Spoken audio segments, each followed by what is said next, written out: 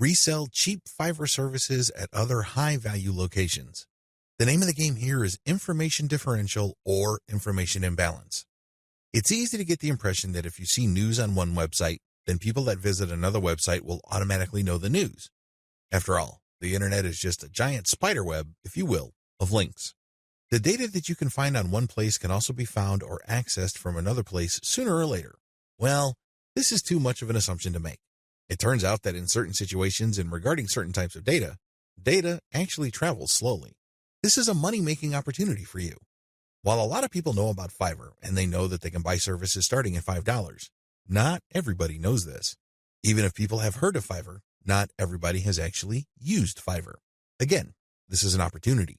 You only need to find other websites on the internet like Facebook pages, Facebook groups, message boards, forums, and other places people post information. Some of these places have a marketplace. This is where community members offer to either buy services, offer services for sale, or do a little bit of both. Once you find these places, sell Fiverr services on them. Of course, when they click on the link, they go to your website, but you're actually just reselling Fiverr services. You're not offering the services yourself. Again, the operative principle here is to buy low and sell high. You buy low on Fiverr, and you sell high on these other places. Advantages. The big advantage here is that you get to mark up Fiverr services. It's not unusual for people who buy something for $20 on Fiverr to turn around and sell it for $200 to $500 on their own website. Not too shabby. Another big advantage is that you get to offer the best service provider. You have to remember that there are a lot of service providers on Fiverr. There are a lot of people from all over the world offering a wide range of services. Not all of them are good. Some of them, however, are experts. They are the top of their field. What you can do is you can offer the best service providers from Fiverr. Sure, they sell at a higher price, but you can always mark it up. This way, you can resell only the very best and leave the garbage behind. Finally, the biggest advantage of this business model is you name your markup. If you think you can get away with 100% markup, go for it. If you think that 500% profit is possible, and probably take advantage of it. You have full freedom because you're advertising on third-party sites. But when people click a link, they don't go to Fiverr, they go to your site. This is where you advertise services that you turn around and buy from the best-of-breed service providers on Fiverr. Disadvantages. The big disadvantage with offering best-of-breed service providers is that those people can disappear. I know this firsthand because I used to get really awesome Kindle book covers from this person who cranks out one best-selling cover after another. I thought I would always come back to this person until I learned my lesson the hard way. For 4 straight months, he was unresponsive. It's as if he fell off the face of the earth. These suppliers are all over the place on Fiverr. In fact, there is a rule of thumb. The more competent the service provider and the more of an expert he or she is, the flakier that person is. We don't like flakes. Nobody should. But unfortunately, they're part of the mix. This is the risk that you run. Do yourself a big favor. Find an alternative. This means that you have a backup or two. For example, you're offering graphic services and you normally turn around and buy Michelangelo's services. If for whatever reason he flakes out, you can always tap Raphael or Leonardo so you can cover your assets. Another key disadvantage is that the quality might be spotty from time to time. If this happens, your reputation may suffer. Remember, you're charging a fat premium for this service. You are riding on somebody else's expertise. What if that person gets sloppy or lazy? Let's face it, this happens to the very best of us. Again, this is where having a backup comes in. If your main go-to person delivers garbage, all of a sudden, you can at least quickly pivot and order from the next expert and come up with something decent. Another drawback to this business model is that many markets are increasingly sophisticated. Don't think that the people you're selling to are idiots. Don't think that they are completely wet behind the ears and they haven't heard of Fiverr. If they haven't heard of it, they will hear about it soon enough. Now, some people simply don't care. Some people may realize that you're just flipping services, and guess what? They don't care. Why? Their time is very valuable to them. They have other bigger fish to fry.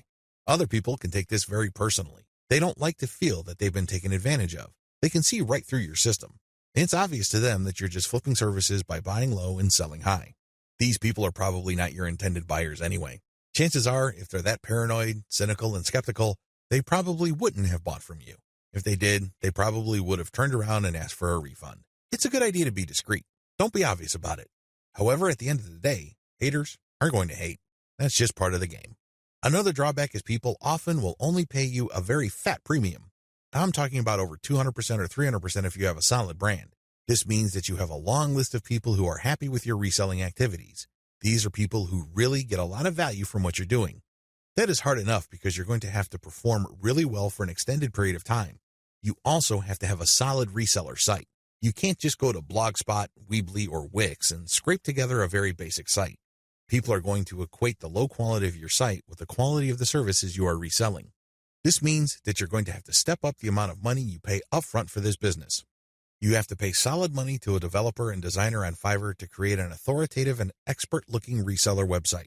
Finally, you have to get traffic to your reseller website. This means that you have to go to forums, message boards, Facebook groups, and pages that already actively resell the Fiverr services you are reselling. Go there. Get people excited. Post your offer, and when they click, they'd go to your reseller website. Step-by-step directions. Step number 1, find places to resell on. This is very important. Make sure to create a list of all sorts of places where people are selling services. Again, this may be Facebook groups, pages, message boards, or forums. Once you have found these places and looked at the services, pay close attention to the prices being charged. If you notice that a certain type of service tends to fetch a fairly high price across many different sellers and across many different times, chances are good that people who visit this place pay a premium for those who offer that type of service. Step number 2, find providers of your target service on Fiverr and hold an audition. By hold an audition, I'm not talking about getting people to try out for free. I'm talking about paying for these wide range of people's services. Again, this is going to drive up your cost, but you need to pay this money so you can see who actually walks their talk. You're going to have to pay to figure out who's the real deal. Again, you're trying to offer best-of-breed service providers. You're not just reselling some random rookie's output. Step number 3, build your reseller website. As I've mentioned before, you're going to have to spend real money to put together a high-quality reseller site. From the outside looking in, it shouldn't be apparent that you're just turning around and reselling Fiverr services.